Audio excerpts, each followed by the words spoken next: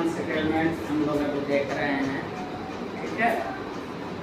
उसमें है ग्रामीण बस्तियों के विकास को प्रभावित करने वाले कारक। ग्रामीण बस्ती को, जहाँ ग्रामीण बस्ती बसती है वहाँ पे क्या क्या चीज़ आवश्यक है, कौन कौन सा कारक, ठीक है, उसके लिए आवश्यक है कि वहाँ पे ग्रामीण बस्ती बसेगी।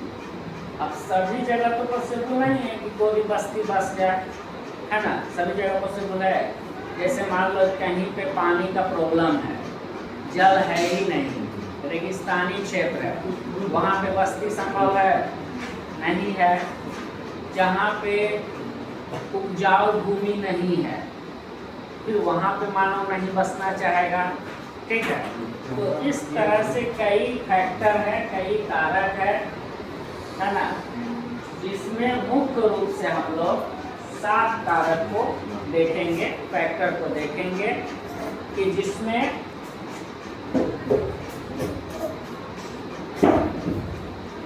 7 मुख्य कारक है जो ग्रामीण बस्ती के विकास के लिए, कहीं भी ग्रामीण बस्ती को बसने के लिए, है ना, आवश्यक होता है, ठीक है। जिसमें सबसे पहला है जल आपूर्ति, ठीक है, वाटर सप्लाई, यानी वैसा जगह होना चाहिए जहाँ पे जल हो, मौजूद हो, है कि नहीं। दूसरा भूमि, लैंड, तो भूमि, लैंड से यहाँ पे तात्पर्य है उपजाऊ भूमि हो, ठीक है, समतल भूमि हो। तीसरा है वर्षा, रेनफॉल, रेनफॉल भी जरूरी है, वर्षा भी जरूरी है, क्योंकि कृषि के लिए वर्षा जरूरी है, अंडरग्राउंड वाटर के लिए वर्षा जरूरी है, ठीक है। चौथा है सूर्य प्रकाश, सनलाइट, सूर्य प्रकाश पेड़ पौधा के लिए, फिर मानव के लिए और कोई भी जीव जंतु के लिए, सभी के लिए सूर्य प्रकाश जो है वो महत्वपूर्ण है, ठीक है। नेक्स्ट है हमारा उच्च भूमि, अपलैंड, ठीक है, उच्च भूमि, है ना, उच्च भूमि का क्षेत्र। तो जैसे है कि कहीं पे उबड़ खाबड़ इलाका है, पहाड़ी क्षेत्र है, बाढ़ग्रस्त इलाका है, तो वैसे क्षेत्रों में, ठीक है, ऊंचे भूभाग पर लोग बसना पसंद करते हैं। नेक्स्ट गृह निर्माण सामग्री, गृह निर्माण सामग्री यानी घर बनाने के लिए जो भी सामग्री चाहिए वो मौजूद हो वहाँ पे निकट में, ठीक है, तभी संभव है कि वहाँ पे घर का निर्माण होगा, जिससे वहाँ पे बस्ती का निर्माण होगा, विकास होगा, ठीक है। 7वां पॉइंट है हमारा सुरक्षा, डिफेंस। सुरक्षा में कई प्रकार की सुरक्षा है, बारी बारी से सभी का हम लोग देखेंगे, सभी पॉइंट को, ठीक है।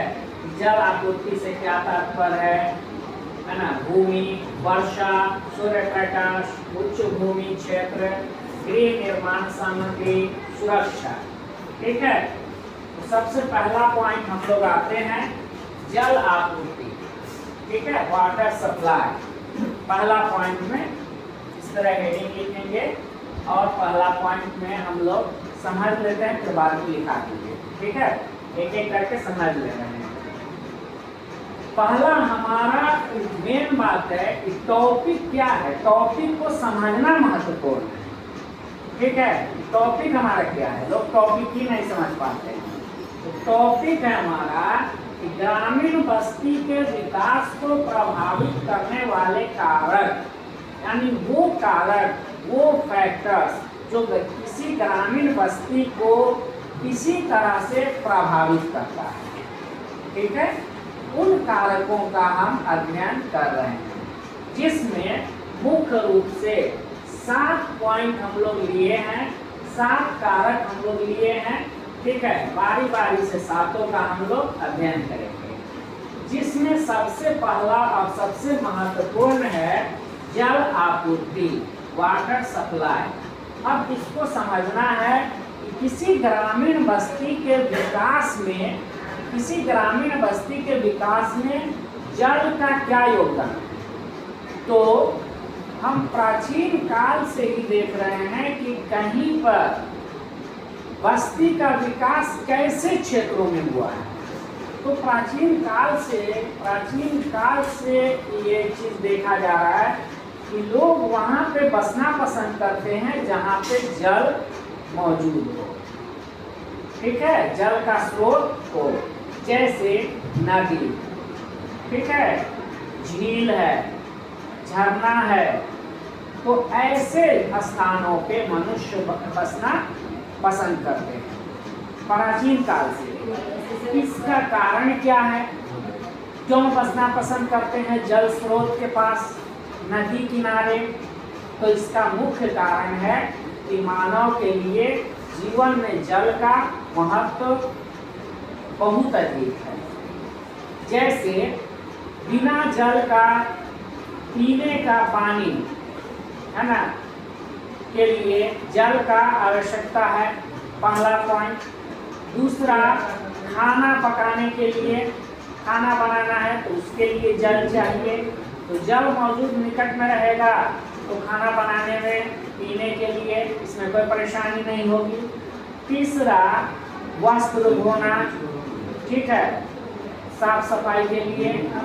चौथा हमारा है कृषि, अगर हम कृषि करते हैं तो उसके लिए जल की आवश्यकता है, ठीक है। पांचवा हो सकता है हमारा परिवहन, ठीक है, अगर नदी है तो नदी के द्वारा हम एक स्थान से दूसरे स्थान पे नाव के द्वारा जा सकते हैं।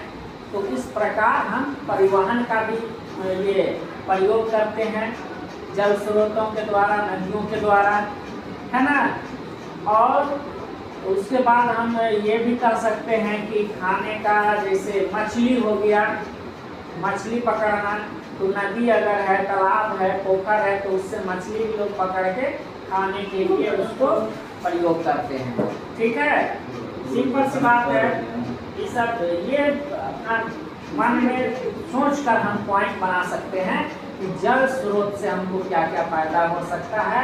और यही कारण है कि प्राचीन काल से ही मानव नदियों के किनारे, विभिन्न जल स्रोतों के किनारे बसते आ रहा है, ठीक।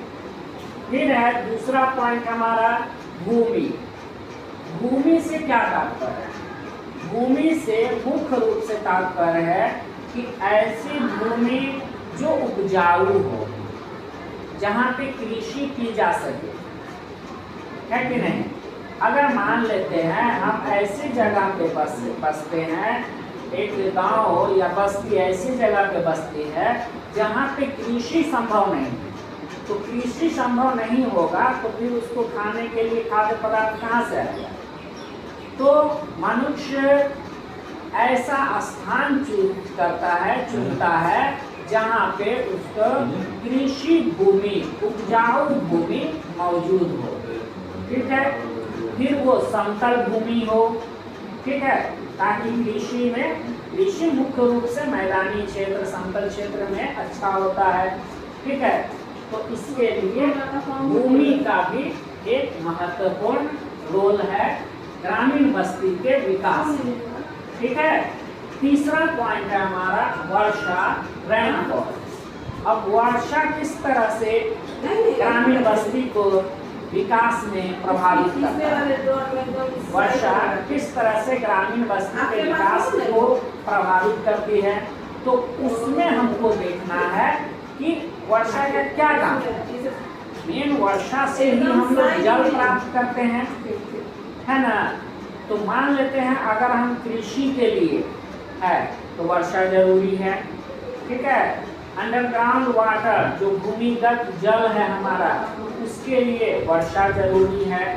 अगर जिस क्षेत्र में वर्षा की बहुत कमी है तो ऐसे क्षेत्र में वर्षा, ऐसा क्षेत्र जहाँ वर्षा नहीं बराबर होती है, बहुत कम होती है, वो क्या होता है कि रेगिस्तानी क्षेत्र हो जाता है। तो वैसा क्षेत्र में क्या होगा, फिर पानी नहीं होगा, वर्षा नहीं होगी, तो फिर वहाँ कृषि नहीं हो पाएगी, पेड़ पौधा नहीं हो पाएगा, तो फिर वहाँ जीवन संभव हो पाएगा। तो ऐसे क्षेत्र में बस्ती नहीं बस पाएगी। पहला पॉइंट कि जब वर्षा कम हो, बहुत कम। अब दूसरा पॉइंट के अंतर्गत हम लोग कह सकते हैं कि वर्षा अधिक हो। अगर वर्षा अधिक हो रही है, बाढ़ग्रस्त क्षेत्र है, हर साल वहाँ वर्षा के कारण बाढ़ आ जाती है, तो फिर वैसे क्षेत्रों में भी बसना मुश्किल हो जाता है। ठीक है, कि अधिक वर्षा के कारण बाढ़ आ गया, उसका जो है जान माल की हानि होती है,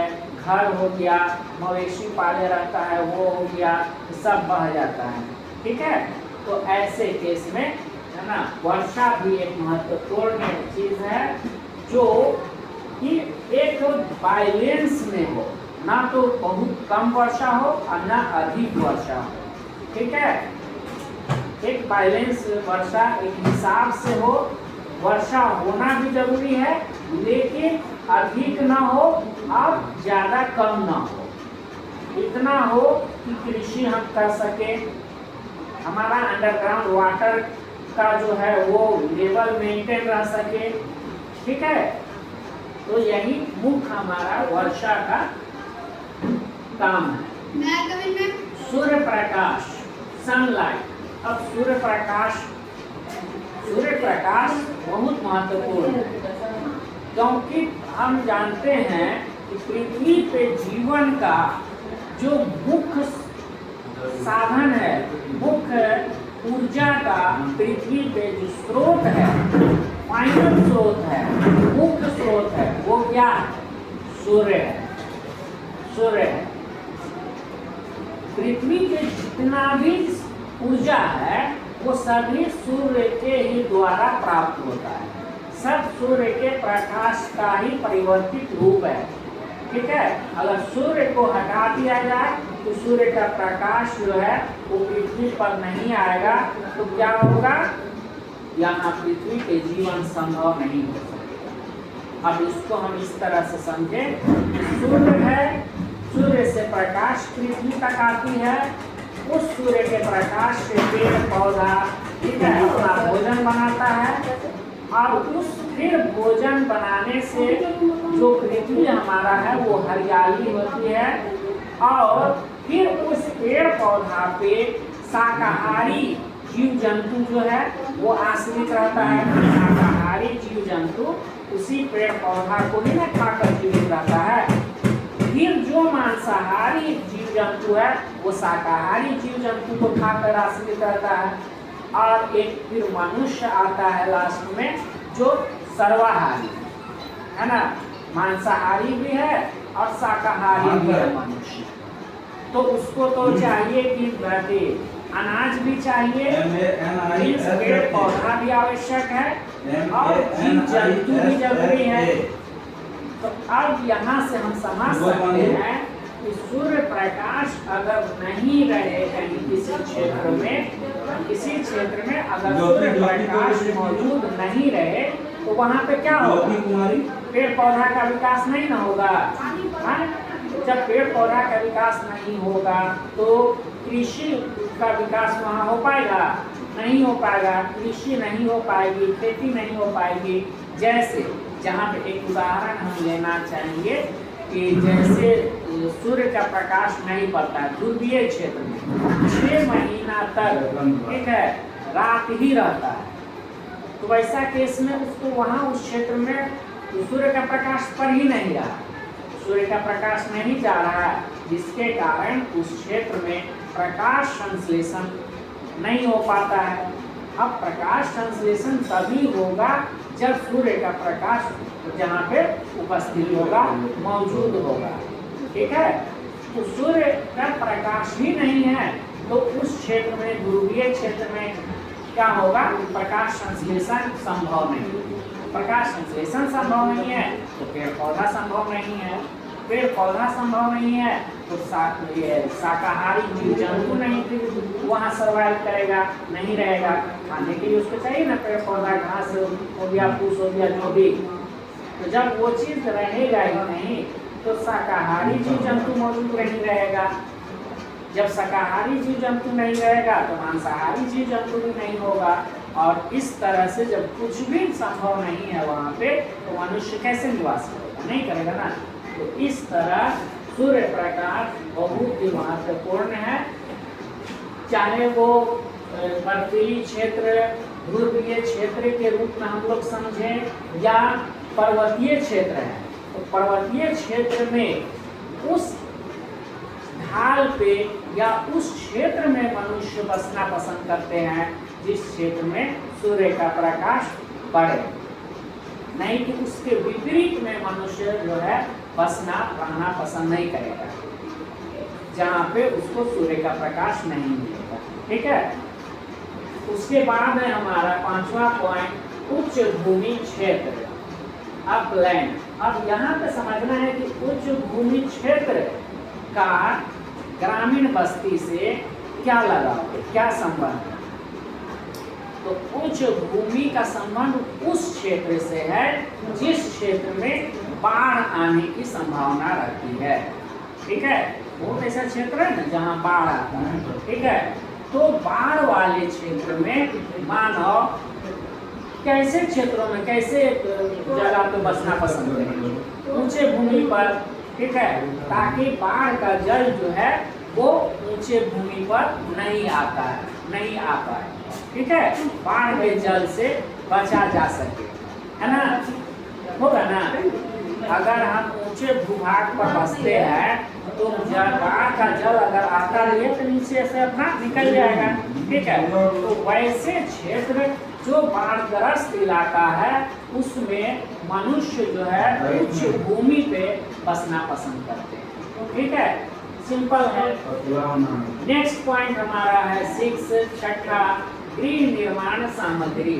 तो गृह निर्माण सामग्री, घर बनाने के लिए जो भी सामान की आवश्यकता होती है उसकी जरूरत, है ना, उसकी उपलब्धता।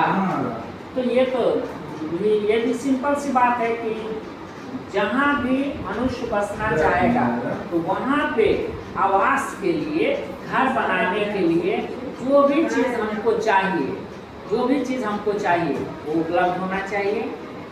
अगर हम कहीं चले जाते हैं जंगल में और वहाँ हम बसना चाहते हैं तो संभव है, वहाँ तो हमारा जो भी मटेरियल चाहिए आवास बनाने के लिए वो हमको मौजूद ही नहीं। ठीक है। मान लेते हैं हजारों किलोमीटर से हम मटेरियल थोड़ी लाने जाएंगे, लाते हैं तो फिर कितना एक मकान बनाना कितना टफ हो जाएगा और कितना महंगा हो जाएगा। ठीक है। तो ऐसे क्षेत्र को चूज करता है मनुष्य जहाँ पे घर बनाने के सामान, आवास के सामान, आवास निर्माण के सामान उपलब्ध हो आसानी से। ठीक है। सिंपल सी बात।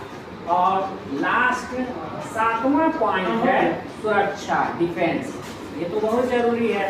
प्राचीन काल से भी हम देख सकते हैं कि मनुष्य जो है वो सुरक्षा की दृष्टि से अगर वो जंगल में भी निवास करता था, गुफा में भी निवास करता था, उस जमाने में भी उसको सुरक्षा का, है ना, जरूरी था, है ना।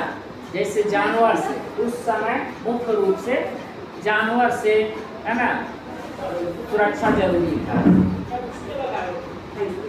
ठीक है। तो वैसे केस में, ठीक है, अपने सुरक्षा के लिए क्या करता था लोग कि आग का व्यवस्था रखता था कि अगर कोई जंगली जानवर आ गया तो वो जंगली जानवर को आग से भगाता था। ठीक है। लेकिन अभी के समय में क्या है, प्रेजेंट सुरक्षा किन चीज़ों से जरूरी है, किन चीज़ों के लिए जरूरी है। सबसे पहली बात है कि हम जहाँ पे बसे वो सुरक्षित स्थान हो। किस एतबार से, तो मान लेते हैं अभी सबसे ज़्यादा आतंकी का प्रॉब्लम है, ऐसा क्षेत्र ना हो जो आतंकवाद से प्रभावित हो।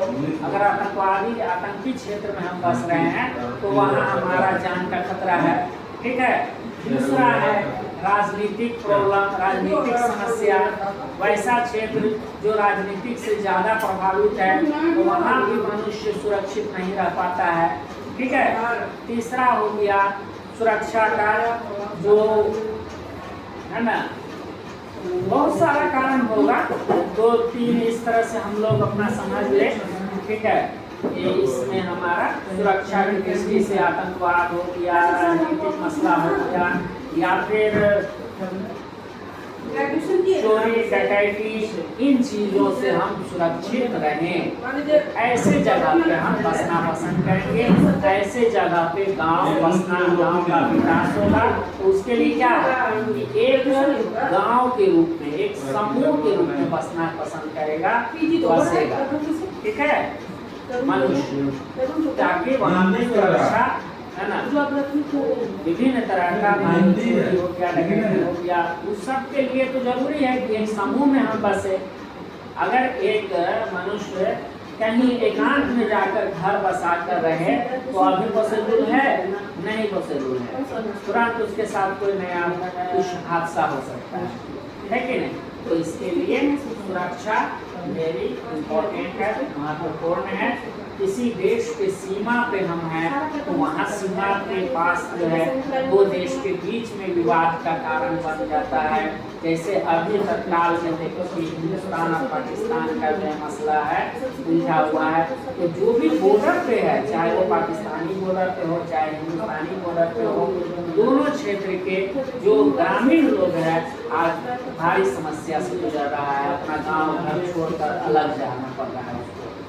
यही सुरक्षा है, तो ऐसी जगह चूज करें जहाँ पे हम सुरक्षित रह सकें, ठीक है, ये हमारा पॉइंट है, ठीक है, बात हमारा ठीक है।